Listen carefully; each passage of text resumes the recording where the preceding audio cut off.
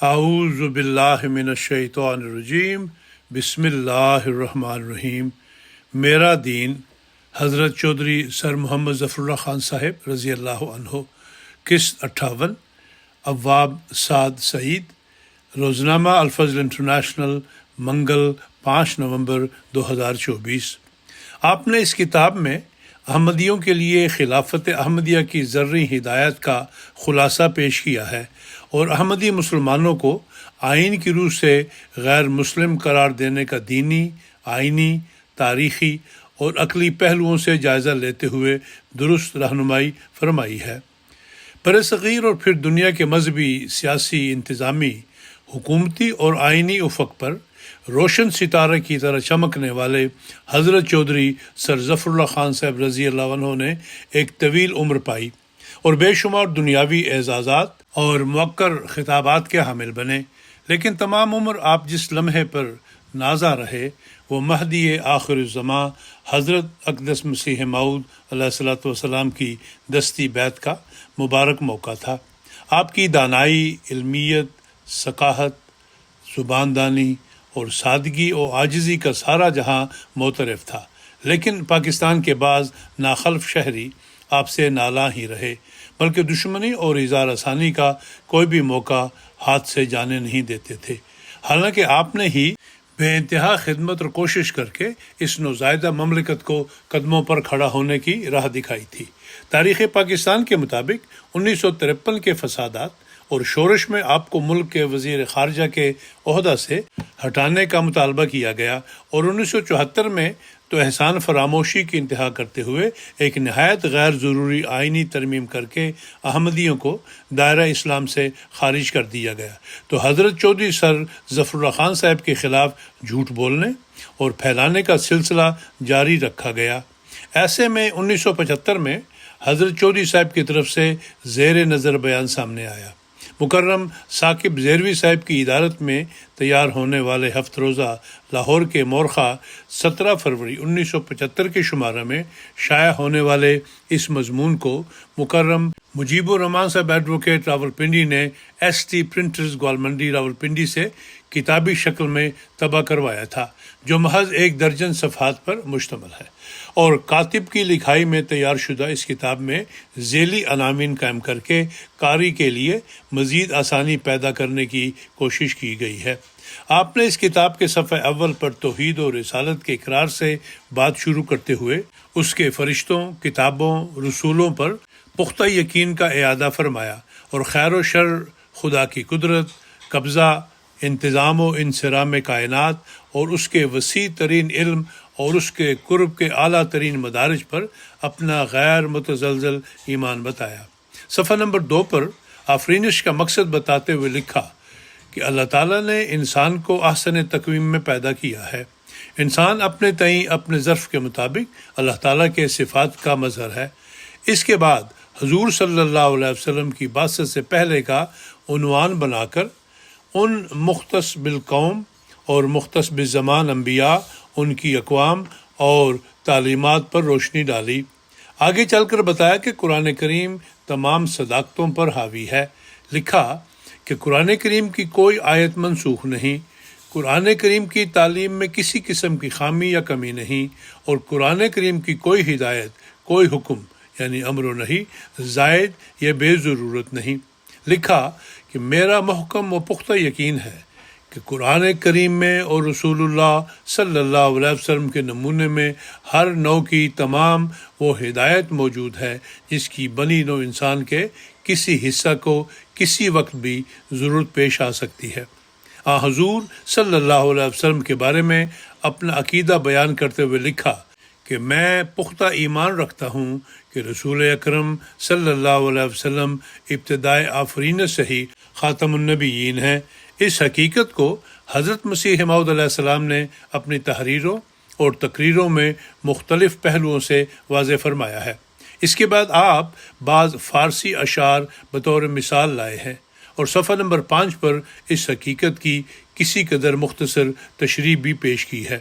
اور آگے چل کر ایک روحانی نظام کے عنوان کے تحت سلسلہ انبیاء اور ان کی لائی ہوئی تعلیمات پر روشنی ڈالتے ہوئے ان کی حقیقت بیان فرمائی ہے۔ پھر قرآن کریم کی روح سے اللہ تعالیٰ کی غالب حکمت کے مطابق اور رسول کریم صلی اللہ علیہ وسلم کی پیشگوئیوں کے مطابق امت مسلمہ میں ایک مسلح کے ظہور کے مقدر ہونے کا بتایا اور لکھا کہ جو بوجہ فنا فی الرسول ہونے کے ذلی طور پر حضور صلی اللہ علیہ وسلم کا روحانی عکس ہو، حضور کی پیشگوئیوں میں اس وجود کا نام مسیح اور مہدی بھی فرمایا گیا ہے۔ اس وجود کو ذلی طور پر حضور کی نبوت کے عکس میں بھی ملبوس ہونا تھا، کیونکہ رسول کریم صلی اللہ علیہ وسلم نے جہاں اس مسیح کا ذکر فرمایا ہے، اس کے ساتھ ہر بار نبی اللہ کا لقب بھی شامل ہے۔ ایسے نبی کا امت مسلمہ میں ظہور ختم نبوت کی مہر کو توڑنے والا نہیں، رسول اکرم صلی اللہ علیہ وسلم کے فیضان نبوت کے جاری رہنے کا مظہر ہے۔ صفحہ نمبر 6 پر شوکت و تحدی سے مخالفین کو بتایا کہ حضرت مسیح موعود علیہ السلام کی تمام تعلیم، آپ کی تمام ہدایت، آپ کی تمام جد و جہد، آپ کی ساری سائی رسول کریم صلی اللہ علیہ وسلم کی اطاعت اور حضور کے دین کے باغ کی سرسبزی اور اس کی شوکت ہی کے لیے وقف تھی۔ اس کے بعد آپ منظوم فارسی کلام میں بعض مثالیں لائے ہیں۔ صفحہ نمبر 7 پر حضرت مسیح موعود کی مطابقت کا نتیجہ بیان کرتے ہوئے لکھتے ہیں، حقیقت یہ ہے اور میں اللہ تعالیٰ کو حاضر و ناظر جان کر اور اس کو گواہ رکھ کر پورے یقین کے ساتھ یہ کہہ سکتا ہوں کہ مجھ ایسے عاجز، نابکار، گناہگار، غافل انسان کو جو محبت اور عشق رسول اکرم صلی اللہ علیہ وسلم کے ساتھ وہ محض اور خالصتاً حضرت مسیح موعود علیہ السلام کی مطابقت کے نتیجے میں اللہ تعالیٰ نے اپنے کمال ذرہ نوازی سے مجھے بخشا ہے۔ اس کتاب کے صفحہ نمبر 8 پر آپ نے حضرت مسیح موعود کے کلام یعنی نثر و نظم سے رسول کریم صلی اللہ علیہ وسلم کے درجات عالیہ کی تفاصیل اور تشریحات، اور پھر حضور صلی اللہ علیہ وسلم سے حضرت مسیح موعود علیہ السلام کے عاشقانہ فریفتگی کا والہانہ اظہار کا تذکرہ اور نمونہ درج فرمایا ہے۔ اس کے بعد لکھا کہ یہ مختصر بیان میرے دین اور عقائد کا ہے۔ پاکستان کی پارلیمنٹ نے قرار دیا ہے کہ یہ دین اور عقائد رکھتے ہوئے میں پارلیمنٹ کے اراکین کی کثرت کے نزدیک آئین اور قانون کی اغراض کے لیے مسلمان نہیں ہوں۔ میں اس کا جواب یہی دے سکتا ہوں، بعد از خدا بعشق محمد مخمرم، گر کفر این بود بخدا سخت کافرم۔ پاکستان کی پارلیمنٹ کی اس قرارداد سے پہلے اور بعد اسلام اور رسول اللہ صلی اللہ علیہ وسلم کی اطاعت اور محبت کا دعویٰ کرنے والوں میں سے بعض نے جماعت احمدیہ کے اراکین کے ساتھ وہ سلوک روا رکھا جس کی اسلام ہرگز اجازت نہیں دیتا، اور جو رسول اللہ صلی اللہ علیہ وسلم نے اپنے دشمنوں سے بھی روا نہیں رکھا۔ اس کی تفصیل میں جانا ضروری نہیں، کیونکہ اس کی تفصیل نہ صرف تمام پاکستان میں بلکہ دنیا کے اکثر ممالک میں مشتہر ہو چکی ہے، اور ابھی ان کارروائیوں اور ایسی تحریکوں کا اختتام ہوتا نظر نہیں آتا۔ طرح طرح کے مطالبات حکومت سے کیے جا رہے ہیں جنہیں دہرانا میرا مقصود نہیں، لیکن ان کے متعلق میں اتنا ضرور واضح کر دینا چاہتا ہوں کہ آئین پاکستان کے فقرہ نمبر 20 کی روح سے مجھے اپنے دین کے اعلان، اس دین پر عامل رہنے اور اس کی اشاعت و تبلیغ کا حق حاصل ہے، اور جیسے میں بیان کر چکا ہوں میرے دین کا خلاصہ یہ ہے، لا الہ الا اللہ محمد الرسول اللہ۔ میرے دین کا نام پارلیمنٹ خواہ کچھ تجویز کرے، میرا حق ہے کہ میں اپنے دین کا جس طور پر میں اس پر ایمان رکھتا ہوں آزادانہ اعلان کر دوں اور اس پر عمل کروں اور اس کی اشاعت کروں۔ مثلا میں قرآن کریم کے اللہ تعالیٰ کے کلام ہونے پر محکم یقین رکھتا ہوں۔ قرآن پاک کی تلاوت کرنا، اس کے علوم کی اشاعت کرنا، اس کے احکام و نواہی اور اس کی ہدایات پر عمل کرنے کی تلقین کرنا، اور خود ان پر عامل ہونا اور عامل رہنا، یعنی جس قدر کہ اللہ تعالیٰ توفیق عطا فرمائے میرے دین کا حصہ ہے، مجھے اس سے روکا نہیں جا سکتا۔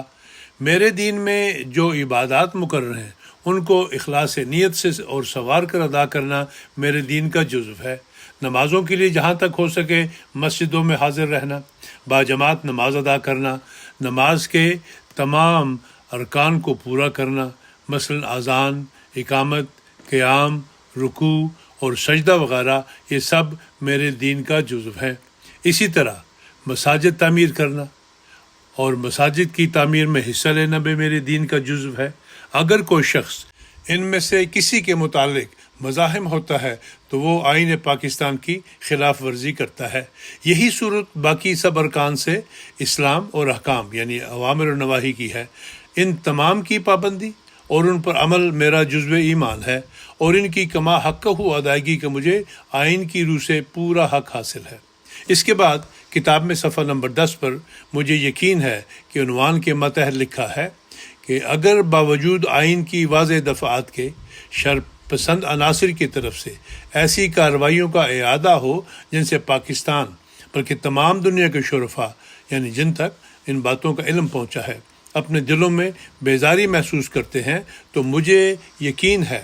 کہ جیسے جماعت احمدیہ نے پچھلے سال کے آخری 7 ماہ میں اپنے صبر اور استقامت کا ثبوت دیا ہے، آئندہ پیش آمدہ حالات میں بھی وہ اپنا ایسا ہی کردار قائم رکھیں گے۔ میں نے جب سے ہوش سنبھالا ہے کبھی اپنے دل میں کسی انسان کے متعلق دشمنی، حقارت یا نفرت کے جذبات محسوس نہیں کیے۔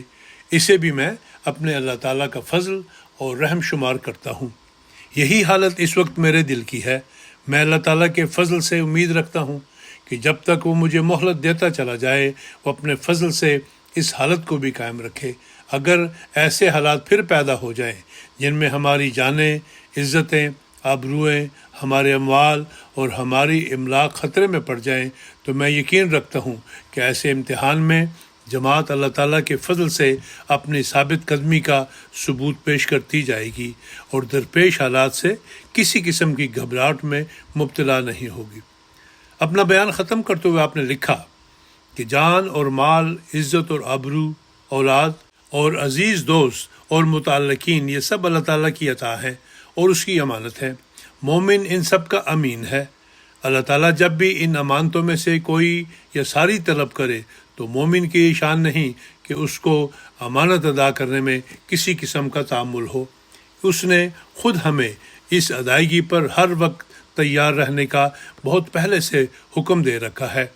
وَلَنَبْلُوَنَّكُمْ بِشَيْءٍ مِّنَ الْخَوْفِ وَالْجُوعِ وَنَقْصٍ مِّنَ الْأَمْوَالِ وَالْأَنفُسِ وَالثَّمَرَاتِ وَبَشِّرِ الصَّابِرِينَ الَّذِينَ إِذَا أَصَابَتْهُمْ مُصِيبَةٌ قَالُوا إِنَّا لِلَّهِ وَإِنَّا إِلَيْهِ رَاجِعُونَ أُولَٰئِكَ عَلَيْهِمْ صَلَوَاتٌ مِّن رَّبِّهِمْ وَرَحْمَةٌ وَأُولَٰئِكَ هُمُ الْمُهْتَدُونَ۔ سورہ البقرہ آیات 156 تا 158۔ الغرض اس کتاب میں حضرت چودھری سر ظفر اللہ خان صاحب کی تحریر کی سلاست اور روانی کا نمونہ بھی موجود ہے، اور اس مربوط اور مدلل بیان کا مطالعہ جہاں پر لطف ہے وہاں ایمان افروز بھی ہے کہ کس طرح حضرت مسیح موعود علیہ السلام کے اس مخلص صحابی نے تاریخ انسانی کے اس عجیب ترین سیاسی اور آئینی دور میں اپنی شان اور شناخت کو عظیم مومنانہ شان کے ساتھ سربلند رکھا ہے۔